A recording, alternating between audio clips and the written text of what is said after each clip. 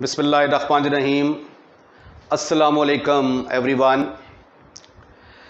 हम second year FSc का पहला चैप्टर डिस्कस कर रहे हैं, जिसमें जो टॉपिक हमने स्टार्ट किया हुआ था वो है फंक्शन। पिछले लेक्चर में मैंने आपको फंक्शन के बारे में बड़ी डिटेल के साथ जो है वो आपके साथ डिस्कशन की, और फिर मैंने टाइप्स ऑफ फंक्शन डिस्कस करने शुरू किए थे, जिसमें से पॉलिनोमियल और आइडेंटिटी फंक्शन को मैं डिस्कस कर चुका हूं। अब जो है मैं कांस्टेंट फंक्शन को डिफाइन करने जा रहा हूं, और कांस्टेंट फंक्शन की डेफिनेशन देखें क्या है। Let X and Y be two non empty set, non empty set, then a function c from x to y is said to be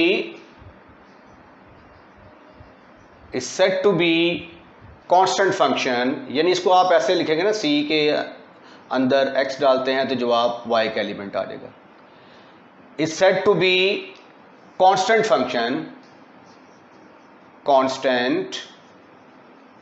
function if c के ऊपर c जो है वो x के ऊपर अमल करे तो जवाब कोई कांस्टेंट एलिमेंट आ जाए। ठीक है, a आ सकता है, 2 आ सकता है, या दूसरे लफ्ज़ों में जो इस तरह का फंक्शन होता है, ये देखें, जब x की जगह पे 1 पुट किया तो फ़र्ज़ किया कि जवाब आया a, 2 पुट किया तो जवाब आया a, 3 पुट किया तो जवाब आया a, सो ऑन। जब आप x की जगह पे 1 पुट करेंगे ना तो a आएगा ना, 2 पुट करेंगे तो भी a आएगा, 3 पुट करेंगे तो भी a आएगा। तो आपने देखा कि इस फंक्शन की जो रेंज आ रही है ना, वो रेंज सिर्फ और सिर्फ a के बराबर आ रही है। ठीक है, तो इसका मतलब है कि ये एक ऐसा फंक्शन है जिसकी रेंज सिंगल्टन सेट होती है। और सिंगल्टन सेट क्या होता है? एक ऐसा सेट जिसके अंदर सिर्फ और सिर्फ एक एलिमेंट हो, उसको हम कहते हैं कि ये सिंगल्टन सेट है। C1 के ऊपर 1 पुट किया, जवाब आ गया 1, C इस मशीन में 2 डाला, जवाब आ गया 1, 3 डाला, जवाब आ गया 1। तो ये है जी कांस्टेंट फंक्शन का कंसेप्ट। उसके बाद फिर अगली डेफिनेशन जो है वो है रैशनल फंक्शन की, कि रैशनल फंक्शन क्या होते हैं। What is rational function?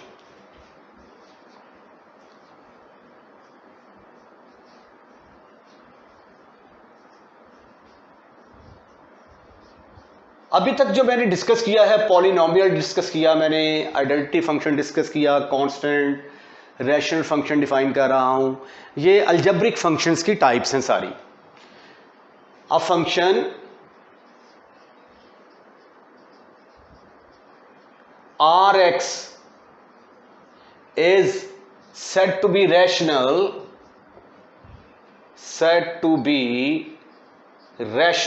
function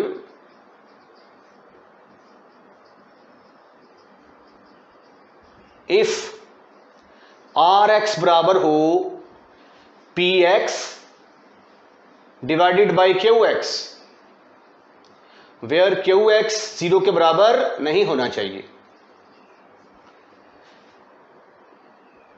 where Px और Qx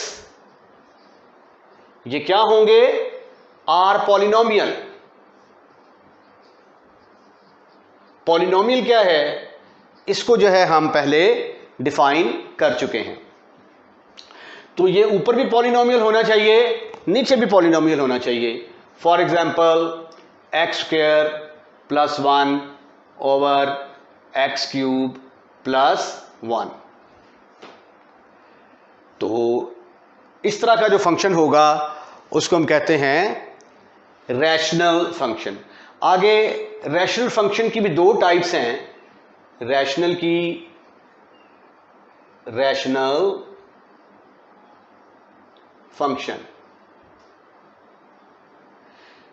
फंक्शन की दो टाइप्स हैं।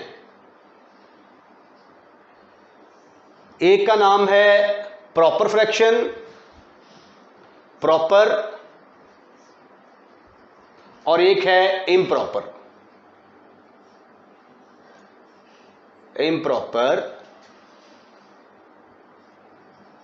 प्रॉपर में क्या होता है, अगर तो ऊपर डिग्री जो है ये कम हो और नीचे ज्यादा हो तो प्रॉपर, और अगर ऊपर डिग्री ज्यादा हो और नीचे कम हो तो उसको हम कहते हैं कि ये इम्प्रॉपर है।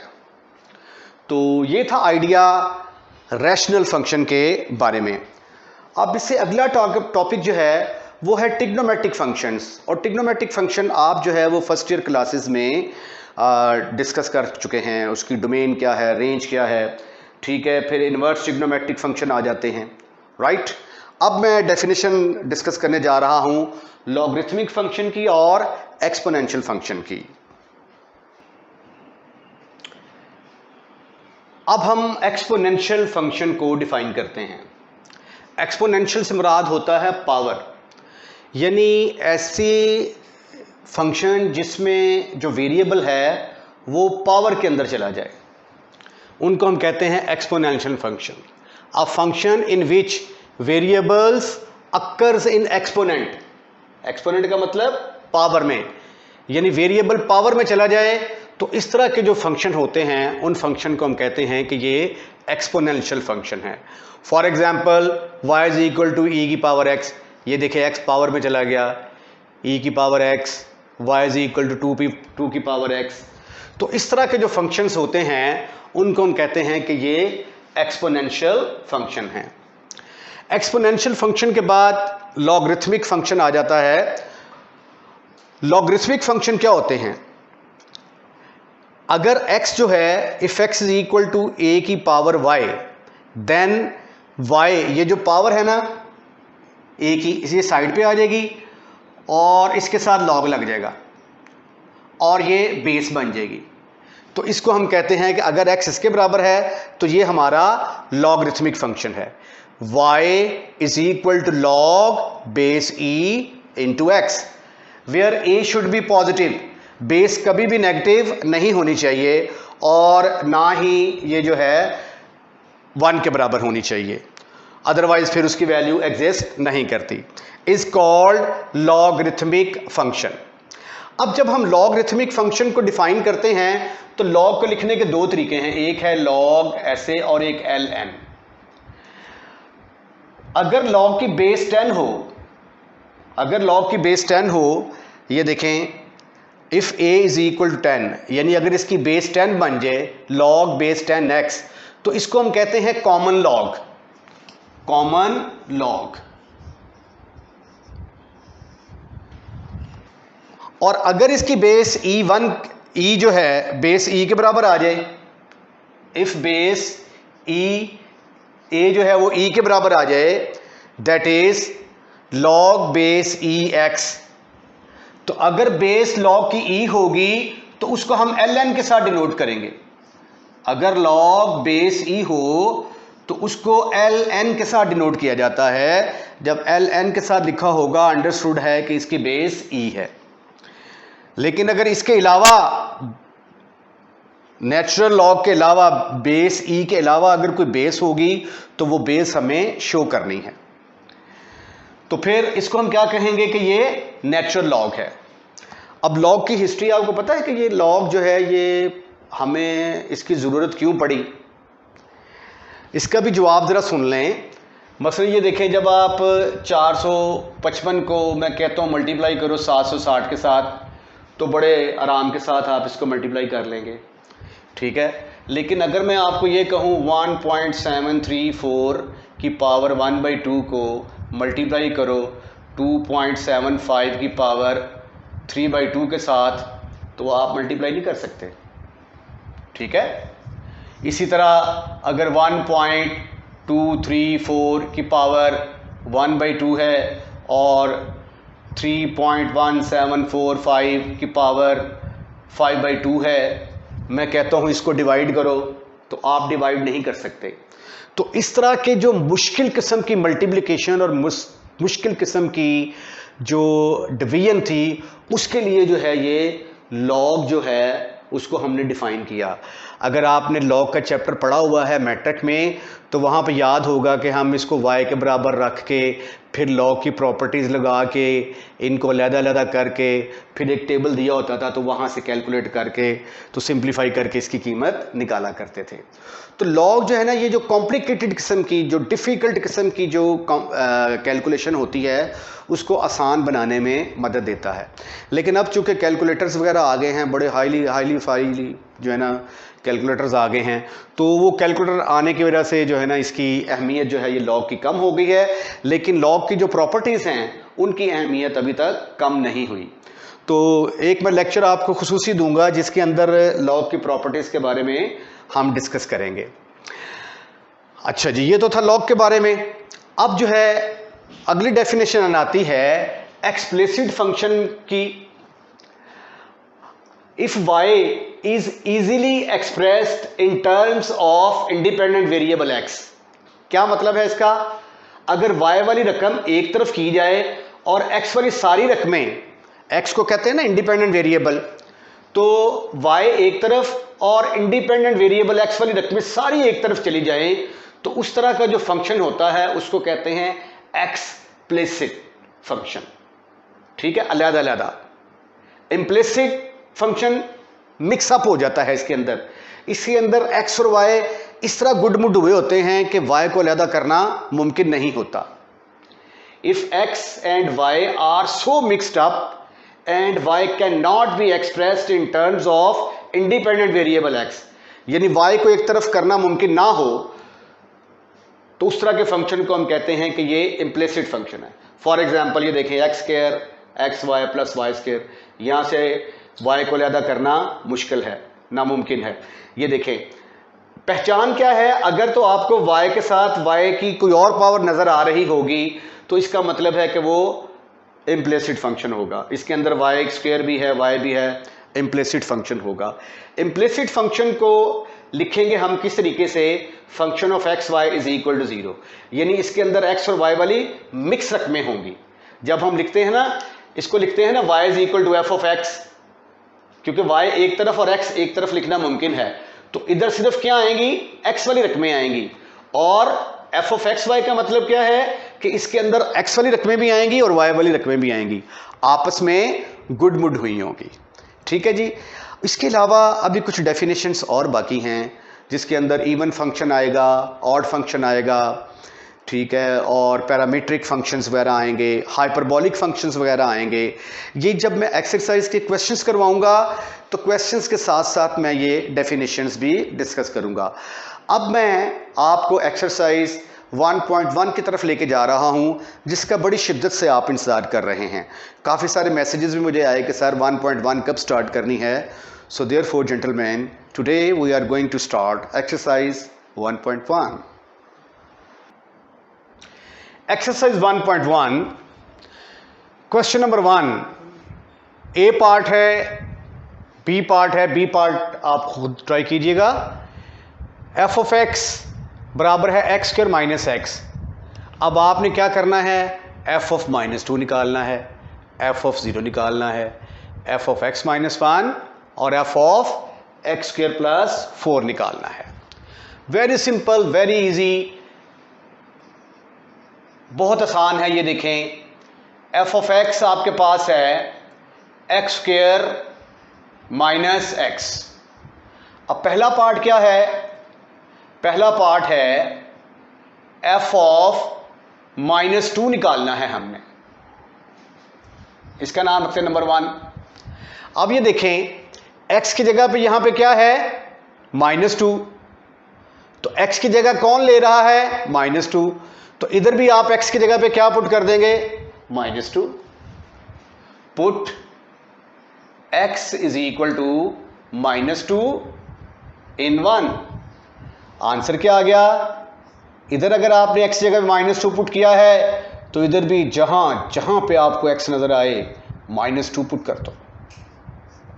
ये आ गया 4 माइनस माइनस प्लस, 4 + 2 = 6।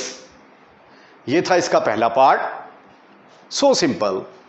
अब दूसरा पार्ट क्या है, आप मालूम करना चाहते हैं f ऑफ 0, f ऑफ 0 का मालूम करना है। तो अब क्या करेंगे, x की जगह पे 0 पुट कर देंगे। Put x = 0 in 1। तो f of 0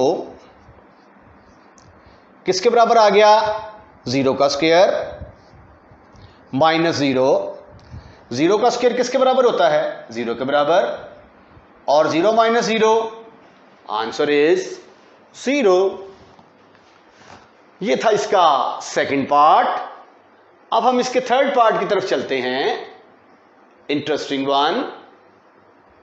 f of x - 1 जो है ये हमने मालूम करना है, और f ऑफ x हमारे पास किसके बराबर है, x² माइनस x। तो अब x की जगह पे क्या पुट करना पड़ेगा मुझे, x - 1। पुट x की जगह पे x - 1। ये देखें ना, x की जगह पे क्या है, x - 1।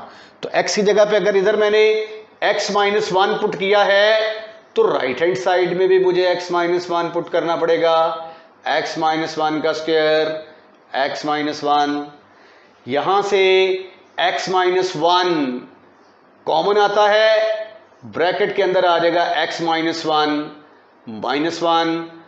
तो इसको आप लिख सकते हैं x - 1 का, ये सिर्फ x - 1 कॉमन आता है, x - 1 into x - 2।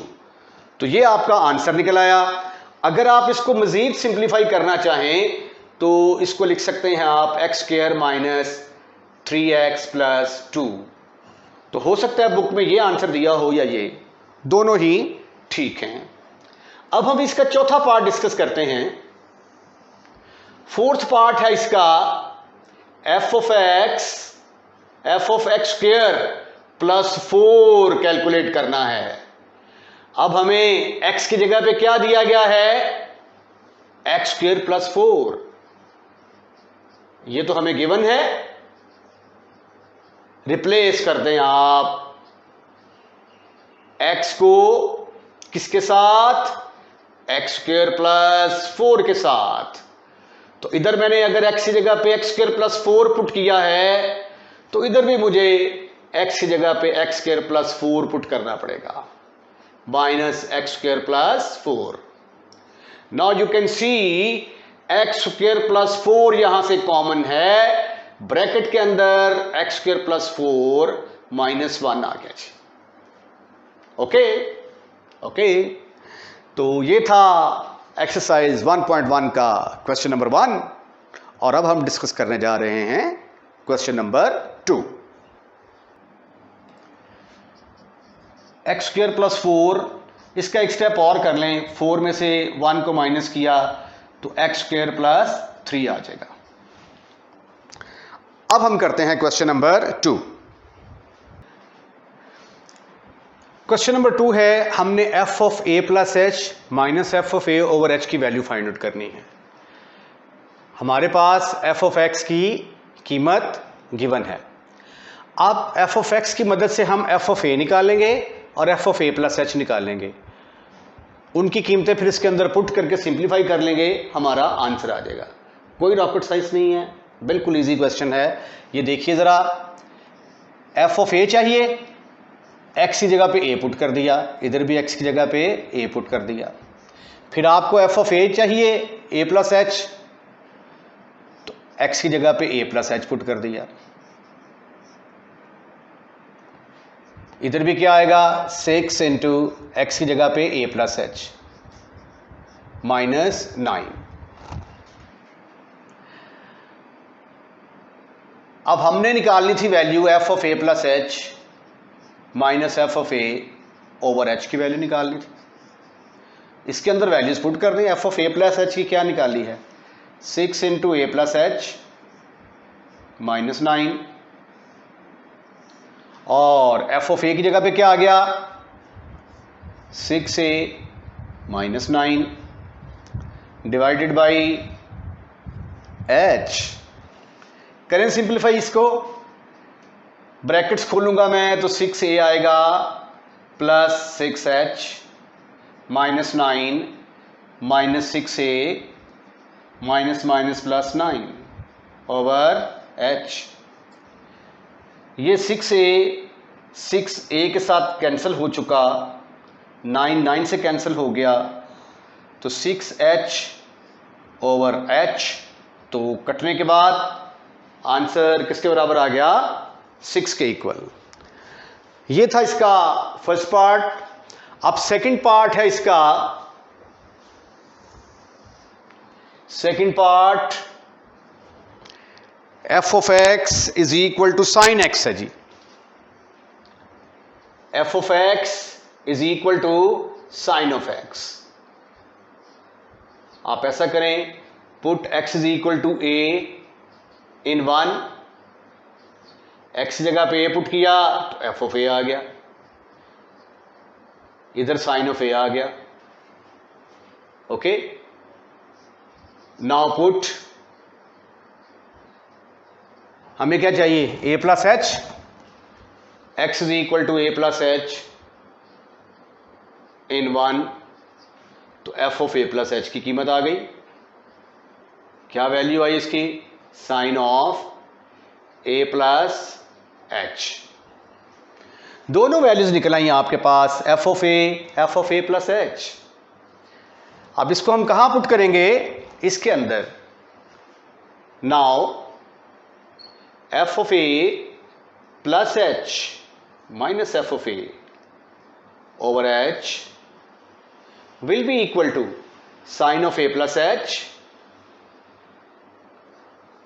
Minus sine of a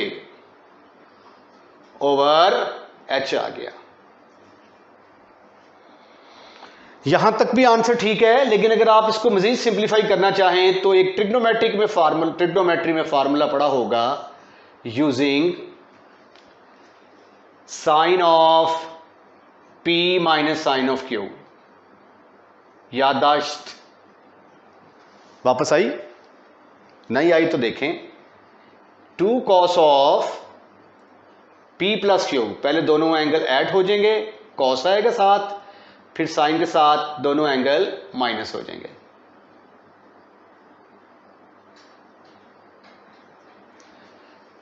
some as a product, product as a sum वाले फार्मूले। अगर यहां पे प्लस होता तो यहां पे पहले साइन आ जाना था, बाद में cos। So therefore this is further equal to 2 cos of a plus h plus a divided by 2 sin of a plus h minus a divided by 2 over h। ये देखें a plus a 2a बनेगा, तो 2 cos of 2a plus h divided by 2 into sine of a से cancel h by 2 divided by h। मजीद simplify करना चाहते हैं तो 2 के साथ डिवाइड कर दो, तो ये आ जाएगा 2 cos of a plus h by 2 into sine of h by 2 over h। ये भी आंसर ठीक है, ये भी ठीक है, ये भी ठीक है। ये स्टेप थोड़े सा मैंने एक्स्ट्रा कर दिए हैं। अब हम करते हैं इसका थर्ड पार्ट। थर्ड पार्ट है ये कॉस वाला ना, कर ले पहले साथ ही, इससे मिलता जुलता है, तो पहले फोर्थ पार्ट कर लेते हैं। फोर्थ पार्ट है f of x is equal to cos of x।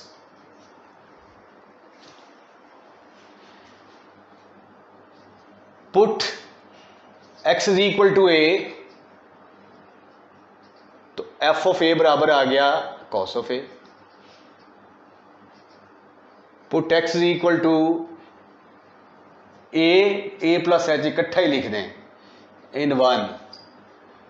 Step बचाइए अपने लिए, कॉम के लिए। ये आ गया cos of a plus h. अब फार्मूला क्या है हमारा, f of a plus h minus f of a over h. तो ये आ गया cos of a plus h minus cos of a over h. Cos of p minus cos of q का formula लगा दें। Cos of p minus cos of q बराबर होता था -2 sine of p plus q divided by 2 sine of p minus q divided by 2। तो इस फार्मूले का इस्तेमाल करोगे तो -2 sine of a plus h plus a divided by 2 sine of a plus h minus a divided by 2 over h. This is further equal to -2 sine of 2a बनेगा, ये 2a plus h divided by 2 sine of h by 2 divided by h. ये था इसका fourth part. अब हम third part जो है वो डिस्कस करते हैं। देखिए जी, थर्ड पार्ट में एफ ऑफ एक्स बड़ा फंक्शन दे दिया गया है x cube plus 2x² minus 1। तो हम क्या करते हैं, इसके अंदर पुट कर देते हैं, put x is equal to a plus h in number 2। तो एफ ऑफ ए किसके बराबर आ गया, ए क्यूब प्लस 2a² माइनस 1। और F of a plus H किसके बराबर आ जाएगा, ए प्लस एच का cube plus 2 into a plus h का स्क्वायर माइनस 1। अब इन तमाम वैल्यूज को, इसको और इसको पकड़कर कहां पे पुट करेंगे, 1 के अंदर। 1 क्या है आपका, f of a plus h minus f of a over h is equal to, पहले आप f of a plus h की कीमत पुट करेंगे 2 इंटू ए प्लस एच का square minus 1 minus f of a की जगह पे आ गया ए क्यूब प्लस 2a² माइनस 1। ठीक ठीक ठीक ठीक ठीक ठीक ठीक ठीक ठीक ठीक ठीक ठीक ठीक। चलें जी, अब इसको एक्सपेंड करते हैं। ए प्लस एच का क्यूब बराबर होता है, पहले आएगा ए क्यूब, फिर 3a² एच, फिर 3a² और फिर आएगा एच क्यूब प्लस इसका स्क्वायर खोलें और साथ 2 से मल्टीप्लाई करते जाएं। 2a² प्लस 2h², 2ah आएगा वो बन जाएगा 4ah माइनस 1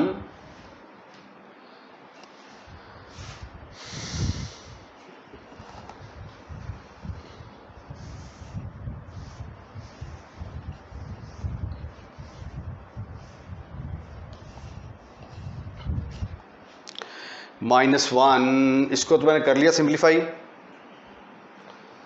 और अब इसको खोलेंगे तो ये आ जाएगा -a³ minus 2a² minus minus plus 1 over h।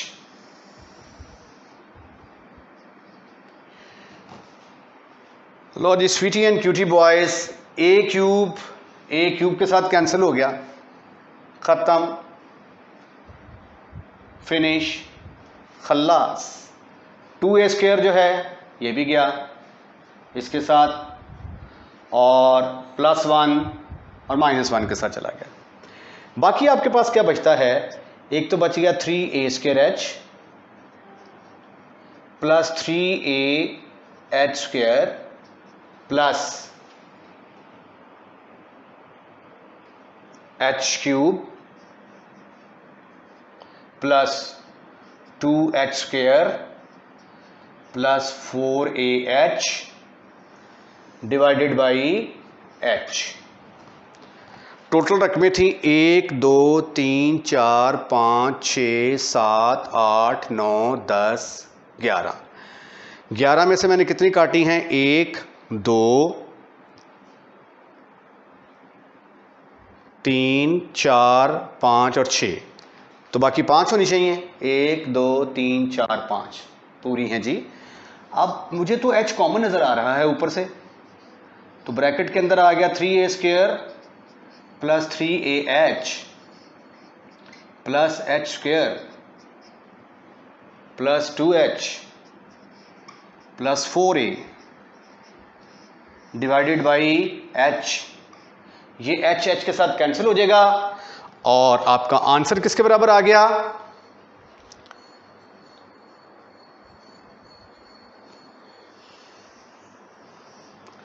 This is further equal to 3a square plus 3ah plus h square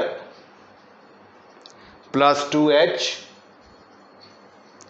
plus 4a divided by कुछ भी नहीं, वो h से कैंसिल हो गया। ठीक हो गया जी, ये आपका आंसर आ गया। और रिमेंबर इट कि इसकी जो लेफ्ट हैंड साइड पे ये वाली रकम मौजूद है। इसके साथ ही आज का लेक्चर ऑफ करते हैं। अगले क्वेश्चन के अंदर हम क्वेश्चन नंबर 3 और उससे आगे ऑनवर्ड्स जो हैं वो डिस्कस करेंगे। अपना ख्याल रखिएगा। अल्लाह हाफिज़। अगर आपको हमारा लेक्चर पसंद आया है तो चैनल को सब्सक्राइब करना मत भूलिएगा। अल्लाह हाफिज़।